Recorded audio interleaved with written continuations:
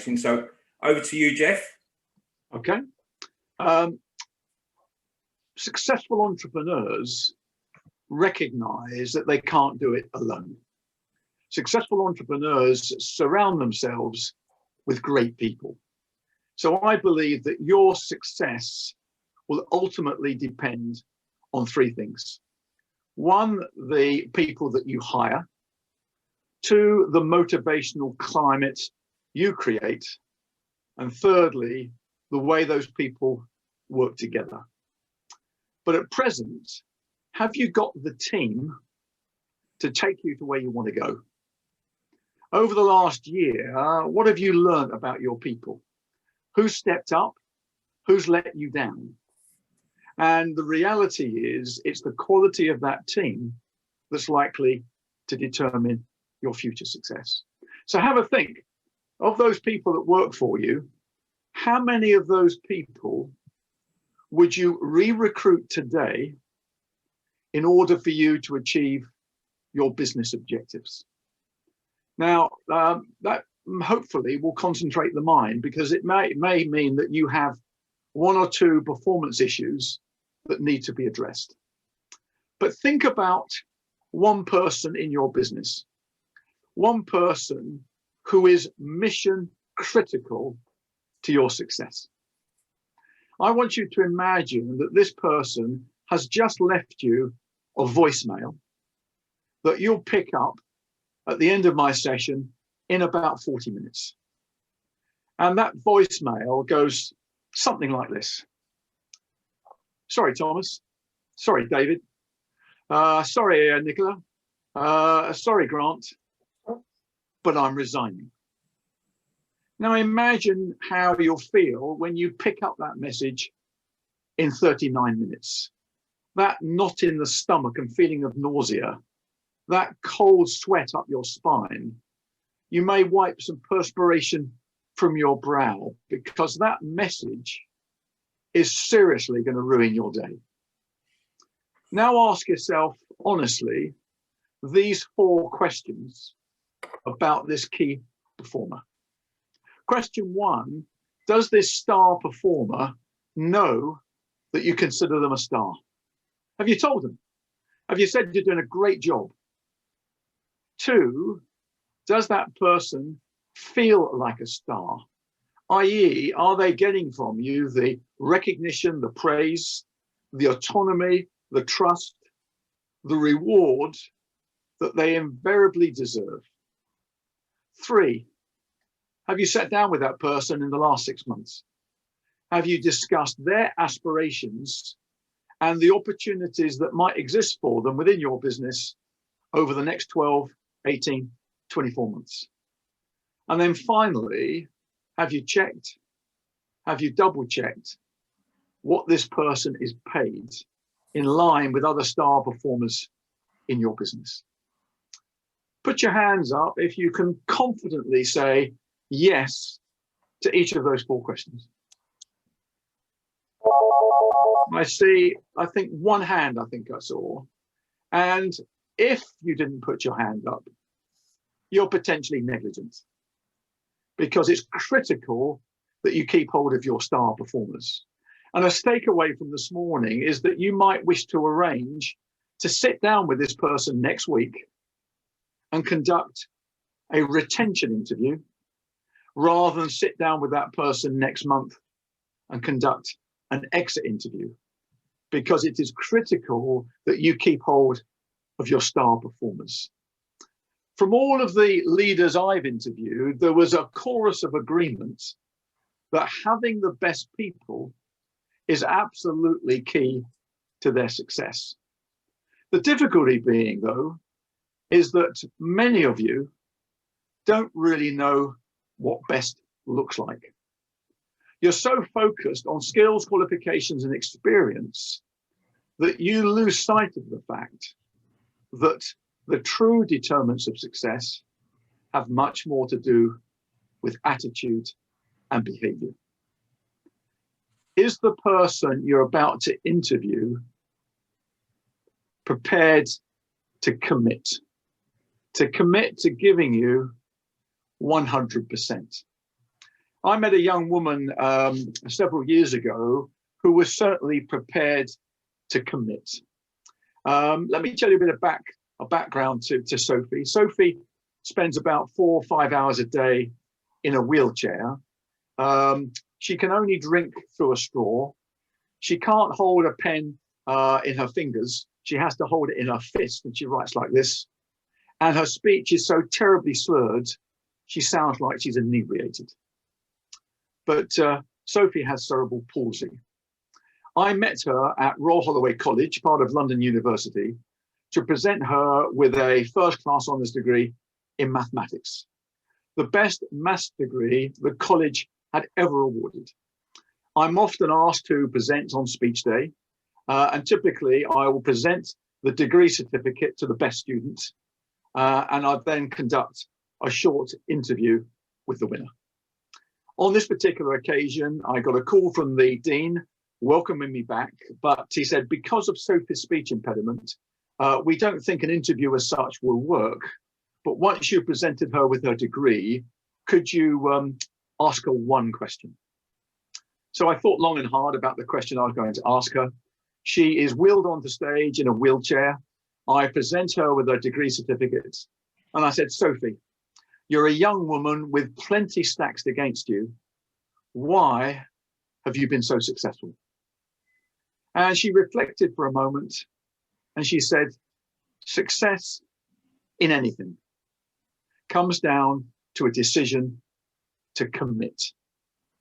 And I immediately thought that word has a certain degree of weight and gravitas about it. It's a promise, it's a pledge. Within 6 weeks of me meeting Sophie Christensen, she won 3 Paralympic gold medals at London 2012 to go alongside her first-class honours degree in mathematics, because she was prepared to commit. And consequently, having spent 20 years in recruitment, if there's one thing I'll take away is you should recruit for attitude and train for skill, because the difference between competence performance and excellent performance has much more to do with attitude and behavior. This is going to be, going forward, a very difficult job market. 37% of companies are currently recruiting. A further 28% have hiring intentions in the next 2 quarters. So finding the best people is going to depend upon you first winning the attraction game, because the best candidates have choice. The very best candidates have most choice. And I want you to imagine that you are hiring or looking to hire someone. You've been looking for 2 or 3 months. You've been bridesmaid on 2 occasions where the candidate has turned you down. This role is mission critical, and you're sitting in front of someone who ticks all the boxes. They've got the experience necessary, but above all else, they're prepared to commit 100%. So have you got a compelling answer to the question, why should I come and work for you? Because for you to be successful, this is all about your employer brand. Now, you may not be familiar with the term employer brand, but if your brand is about attracting and retaining clients or customers, your employer brand is about attracting and retaining employees, attracting those people that are going to help you achieve your business objectives. And what you need to do is to stand out from the crowd, because the absence of an attractive and a distinctive employer brand is going to be a major impediment for you. What I'd like you to do is to write down 3 compelling reasons, 3 compelling answers to that question. Why should I come and work for you?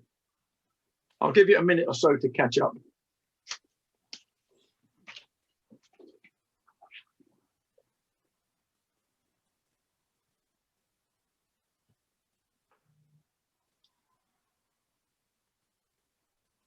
You can't afford to be turned down yet again. This person will help transform your business. But what are the 3 compelling reasons why they should come and join you?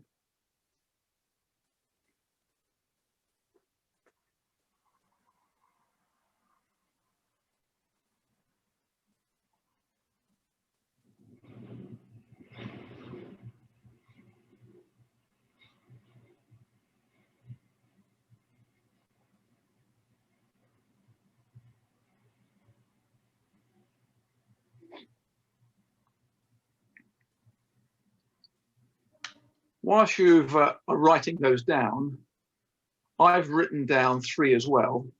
And these are the 3 I think you're going to say, because too often you sound like everybody else. So let me reveal to you now my 3, and then you can tell me if yours is very different from this.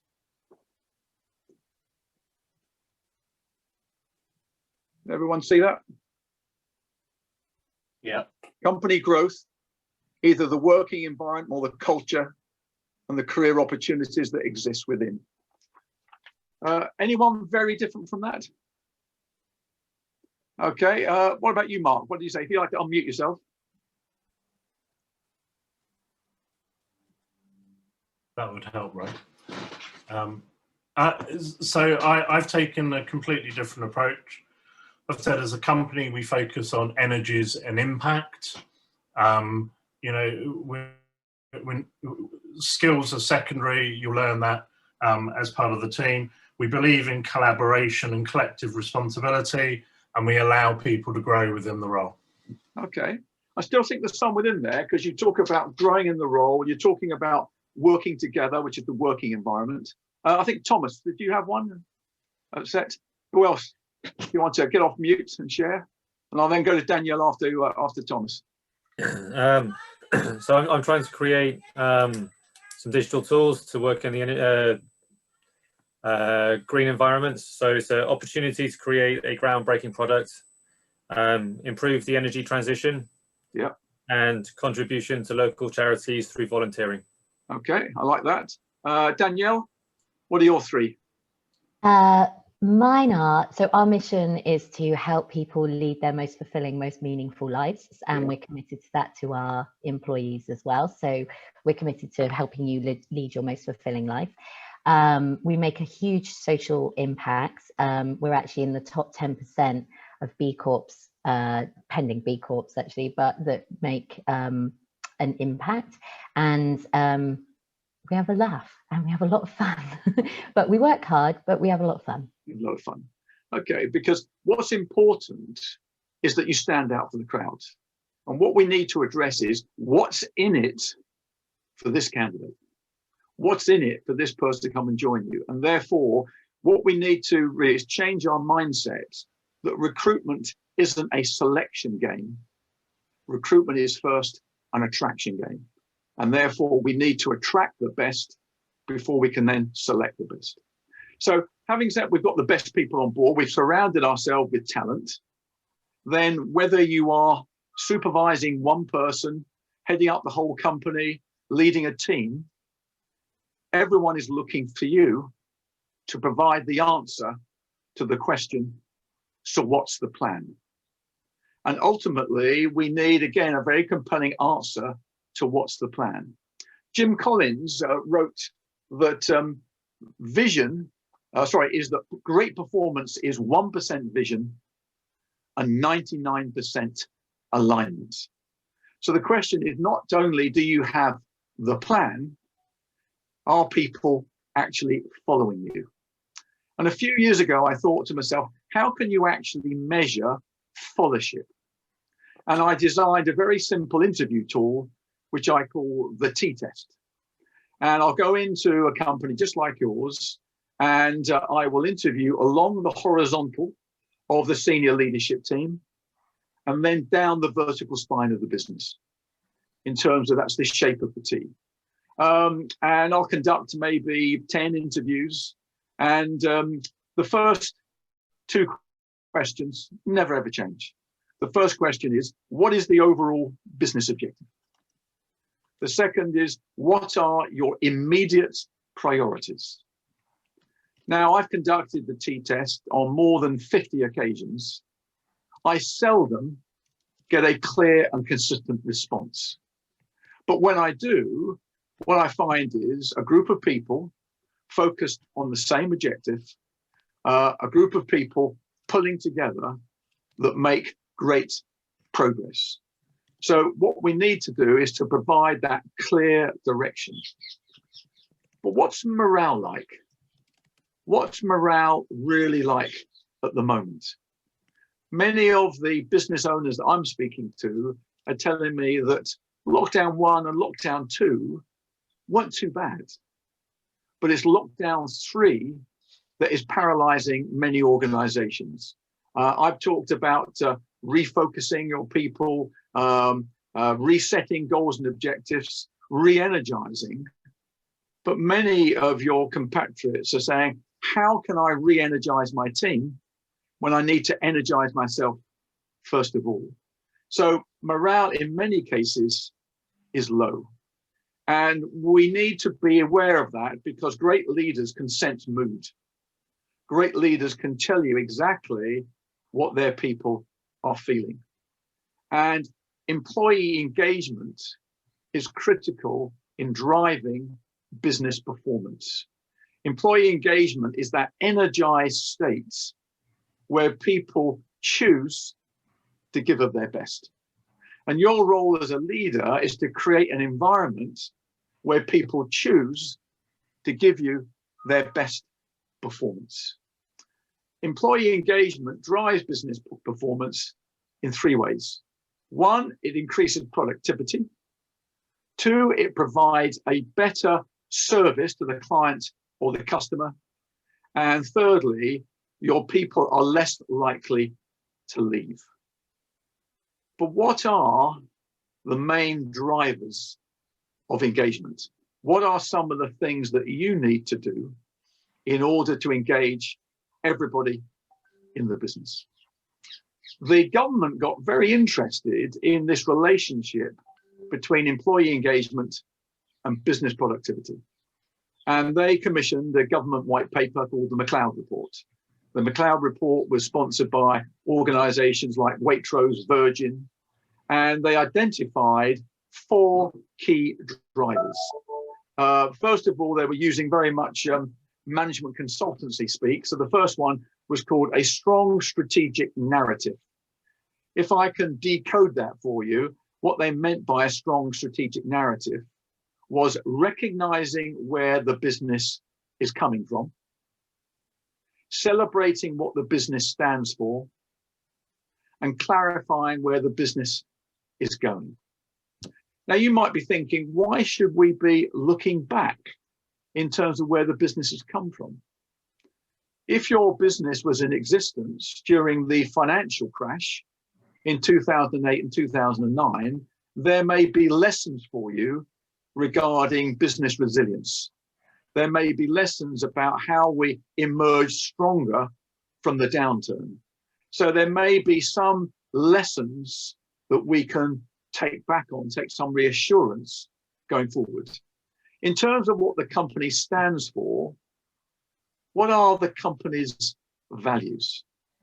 And this is a time when you as a leader really need to demonstrate and live the company values. So what in essence, what's the DNA of your business? And then lastly, where are we heading?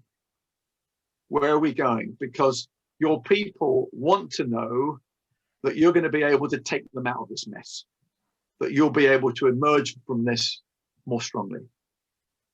The second driver is communication.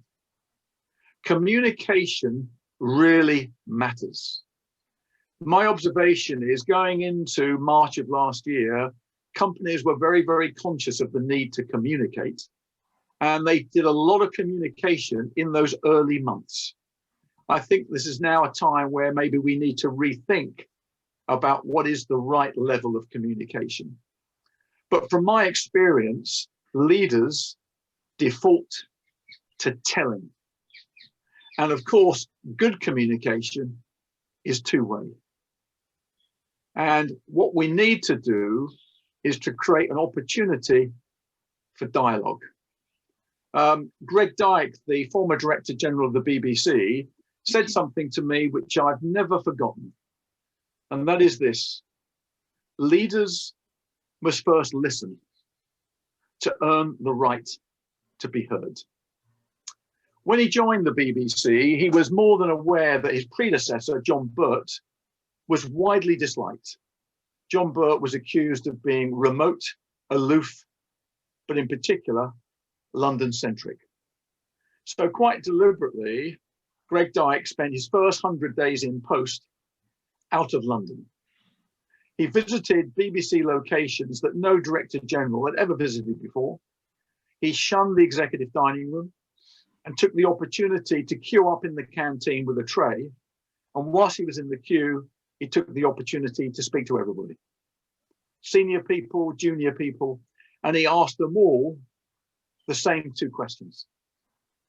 Question one, tell me one thing I should do to improve your life at work.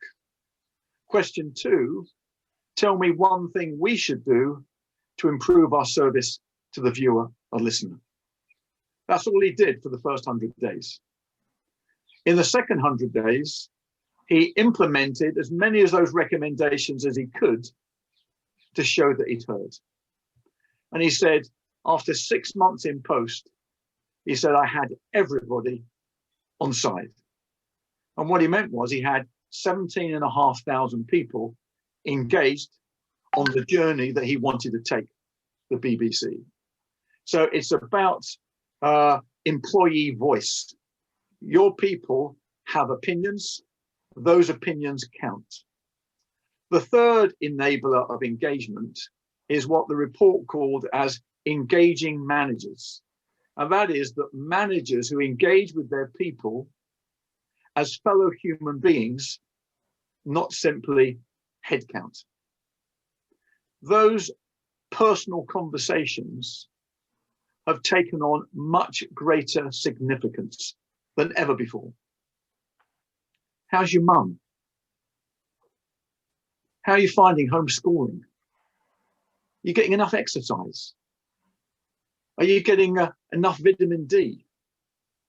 What are you concerned about? Those one-to-one conversations are critical. And how we frame the conversation is very important. Because a common question is simply, how are you? But as we're often dealing with a British upper class or upper lip candidate, what the answer we often get is fine. And we're no farther forward. So just reframing the question from not how are you, what are you feeling? What are you feeling at the moment? Because your role is to try and provide some hope, some positivity for the future. So those one-to-one conversations where actually you're interested in, what did you do at the weekend? Where did you go? How long did you walk for? How are the dogs? Having those small conversations, because we've lost the water cooler. We've lost the coffee machine in the office where people would share those conversations. And lastly, more than ever before, we need to lead by example. What we need to do is to show there's no misalignment between your words and your actions. But you need to ask yourself, if you haven't got all the answers, and none of us have all the answers, have you equipped yourself with all of the questions? The Egyptian author Naquib Mahfouz says you can tell whether a man is clever by his answers. You can tell whether a man is wise by his questions. Now, I'm sure this applies to women as much as men, but it's asking great questions and listening. If we are to engage the team, we need to let go. We need to let go and give accountability and ownership to people in the team. When Sir Clive Woodward became England head rugby coach, he met his players and coaches for the very first time at a place called Bisham Abbey. It's 10 o'clock in the morning. He's got his laptop all set up. He's got his flip charts. He's all ready to make his first presentation to the England team. 30 players and 12 coaches. The teams always meet at 10 o'clock on a Monday morning to allow players from the north of England to get down in time. And they always meet first in a conference room before they go out to the practice ground to train. On this very first morning, Clive Woodward is very excited. He looks at his watch, it's 10 o'clock, and nobody's there. Every player, every coach is late. They start arriving in dribs and drabs over the next 10 to 15 minutes. The vast majority are chatting away on their mobile phones. Clive Woodward waited until they were all there, and he got up and he gave a 40-minute presentation. And he talked about how England were going to win the Rugby World Cup in 1999, something they failed to do, but they made up for it in 2003. He then talked about world-class performance, world-class teams, world-class standards. And he finished his presentation by saying, we won't be World Cup winners unless everybody in this room takes. I want a team of leaders. I want you, the players, to design codes of behavior that will govern how we operate. And I want you to come up with a number of teamship rules. And the first two rules I want you to come up with is a rule on punctuality and a rule on the use of mobile phones. The players came back 24 hours later with their recommendation. And they recommended going forward that every player, every coach should be in their seat 10 minutes before every meeting starts. They called this Lombardi time after the American NFL football coach, Vince Lombardi. Their rule on mobile phones was that once you entered England training camp, there could only be two places for your phone, either your hotel bedroom or in your car.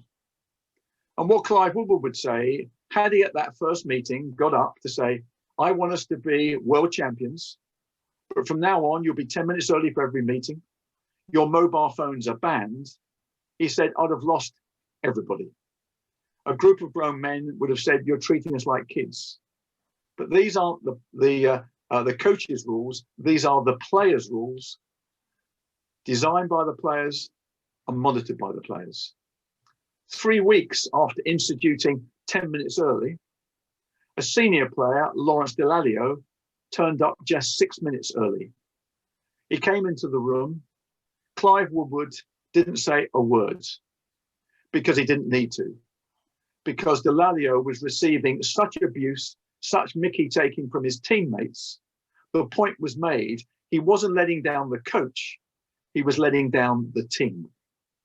So going forward, your success will depend on your leadership, but also the teamship of your team, how they collaborate, how they work together, how they support each other. When Lewis Hamilton became world champion for the first time back in 2008, I asked the team chief, Ron Dennis, how many people did it take to make Lewis Hamilton world champion?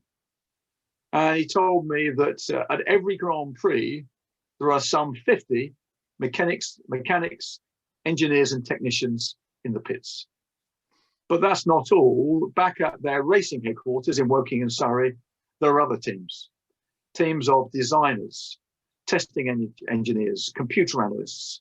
Ron Dennis said it took 260 people to make Lewis Hamilton world champion. But only 50, the same 50, ever get to go to a Grand Prix. So if you're in the 50, you've got a great life. You start each season in Melbourne, Australia. As the season unfolds, you go to Malaysia, you go to Monte Carlo.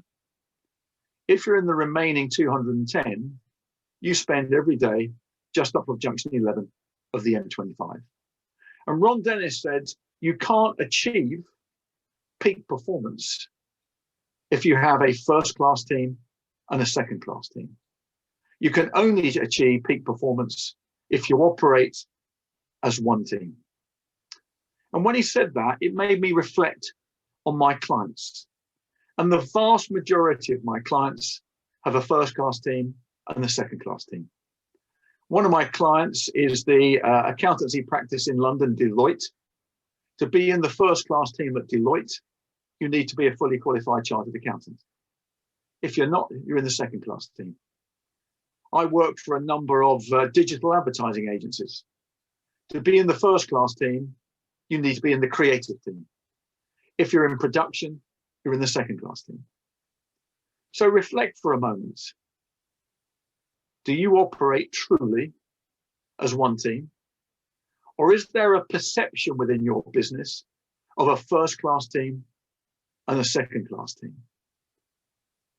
So what did Ron Dennis do to create the concept of one team? After every single Grand Prix, he invited all 260 to McLaren Staff Canteen in Woking, a staff canteen that held a maximum of 125 people.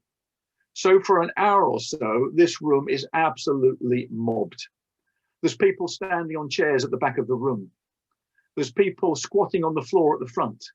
There's people perched on tabletops, whilst Ron Dennis gave a blow-by-blow insider's account as to what happened, with one purpose in mind: whether you are the driver, the designer, a mechanic or a secretary, that you feel like you contributed to the victory.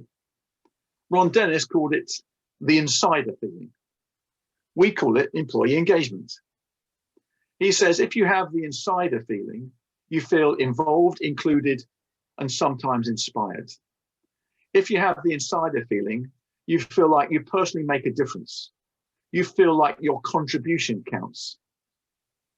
So what does it feel like to be led by you?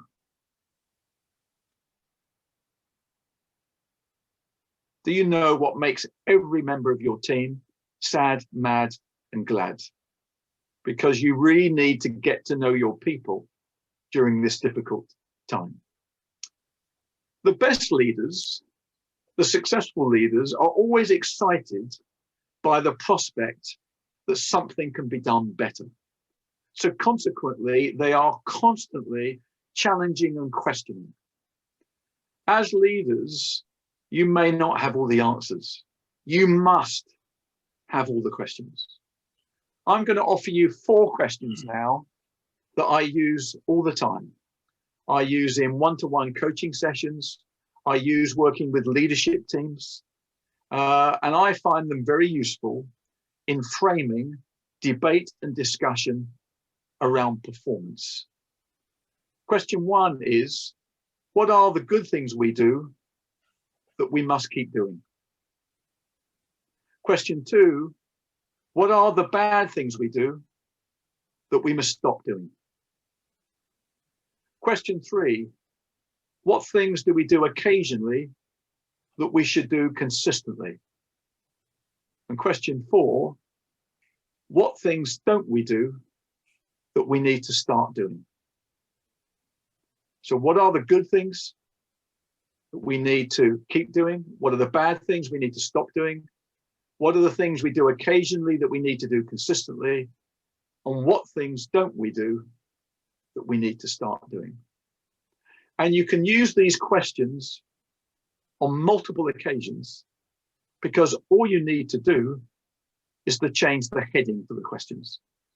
The heading might be client service. The heading could be business development. The heading could be recruitment. The heading could be your leadership. You can ask those questions of every member of your team. You can ask those questions of your clients or your customers, but they provide you with information to take your team forward. What does a new starter to your business have that you no longer have? Anybody? An open mind. They have an open mind. They have no political baggage, no historical baggage. They bring a fresh perspective. And are you harnessing the power of their first impressions? I would plead with you that going forward, you give those 4 questions to every new starter who joins your business, and you ask them in their first 100 days to record what they see under those 4 questions.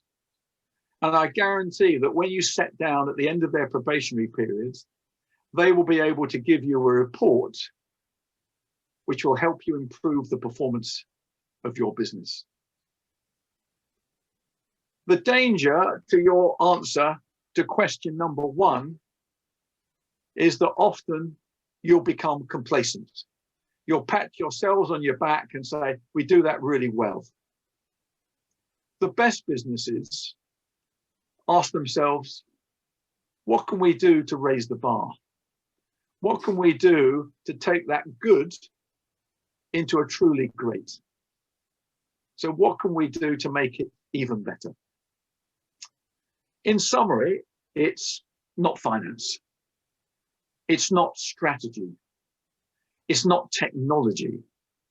It's team performance that conveys the ultimate competitive advantage. Thank you very much.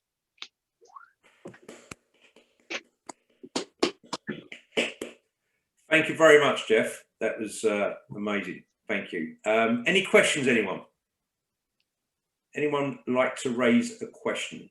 Can I suggest everyone goes off mute so we can hear everybody, and then I'll put your hands up and I'll take them. So I think the first hand that went up, I think, was Mark. I think, is that right, Mark? It wasn't, but I will ask you a question.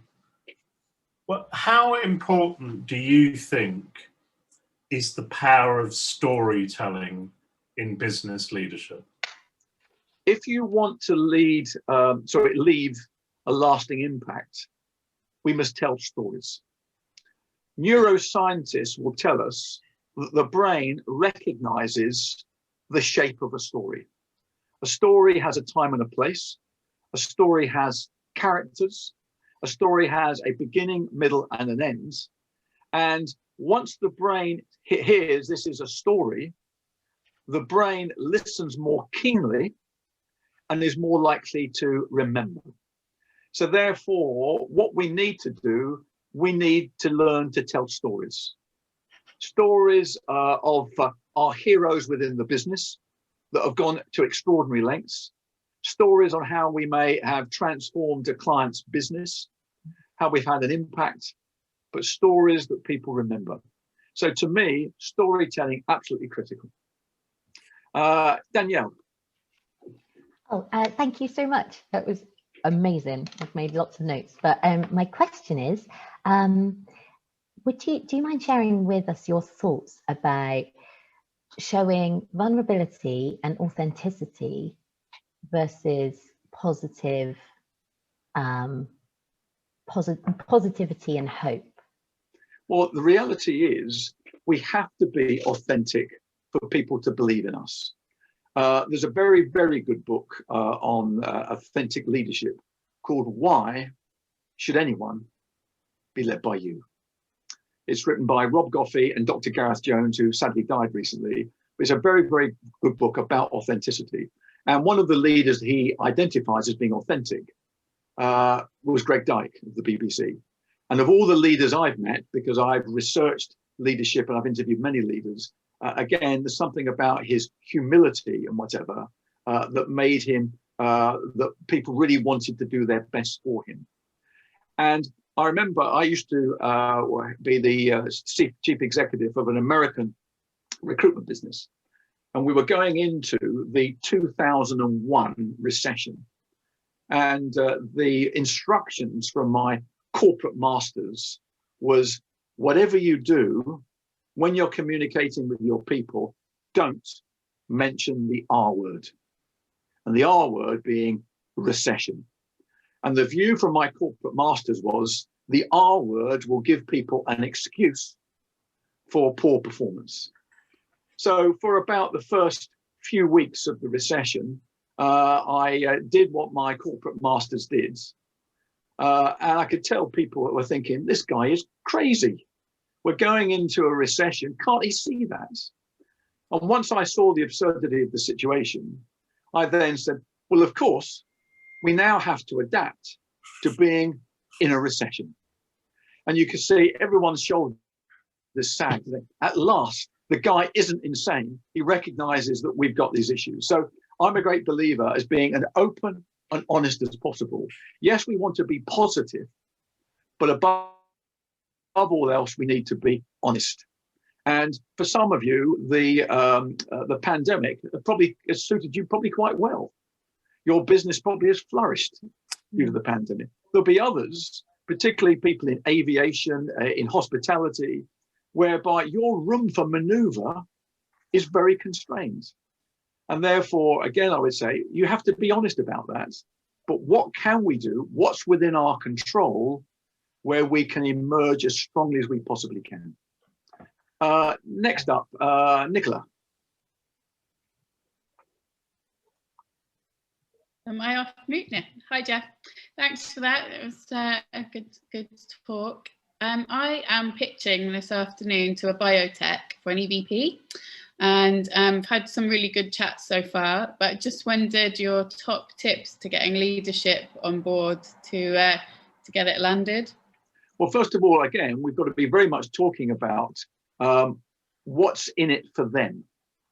And to me, those sorts of pitches, firstly, the quality and relevance of your questions reveals your knowledge and capability.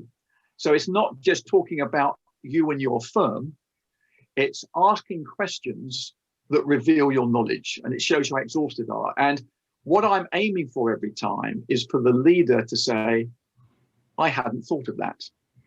As soon as they say, I hadn't thought of that, I've won, because they believe I have the expertise to lead them through.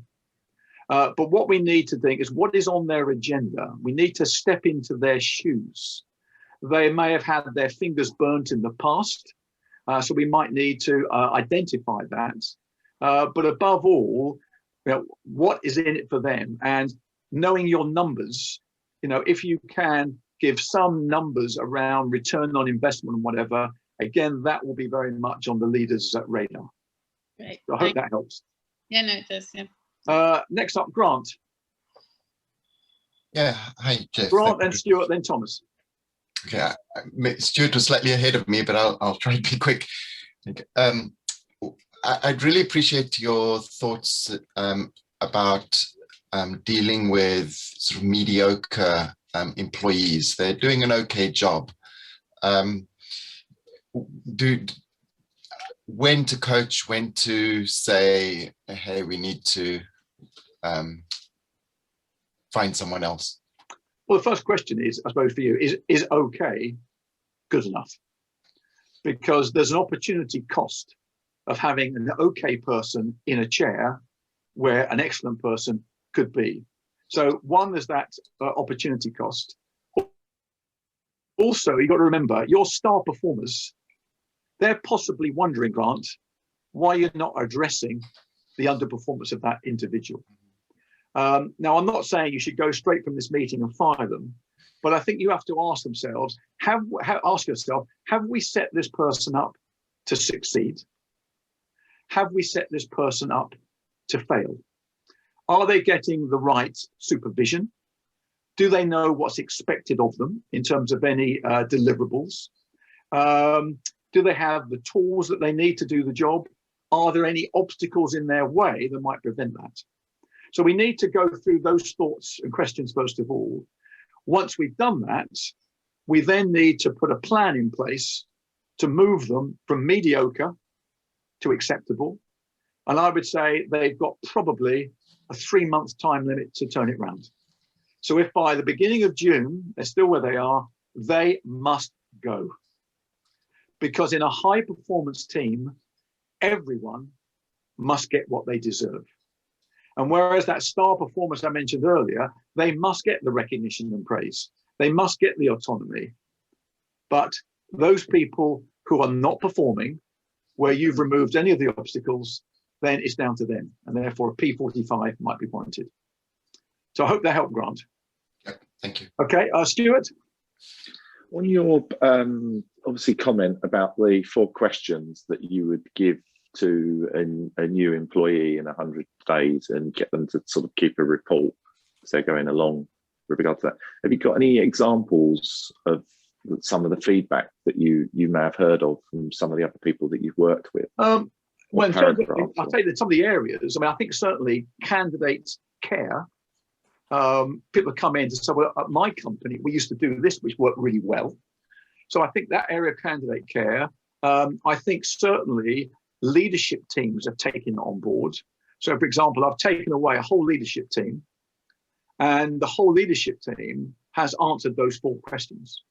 And as a result of that, real changes came around in terms of how they recruited people, how they inducted people, about communication. And certainly, if there's one thing that I think any organization can improve, is communication. I talked earlier about my T-test. Now, when one of the questions on the T-test is, how good is communication in the company?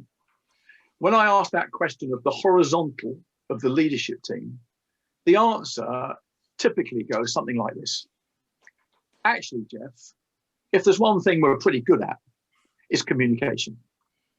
When I ask exactly the same question in the same company of the vertical, the answer goes like this. Actually, Jeff, if there's one thing the company is crap at, it's communication. And therefore, a lot of it goes down to the fact, as I mentioned, good communication is 2-way. So I would say now we are close, aren't we? We're close to the end of the tunnel. We can see the light, but it's still more than 3 months away. And the next 3 months could be the most difficult period of the pandemic.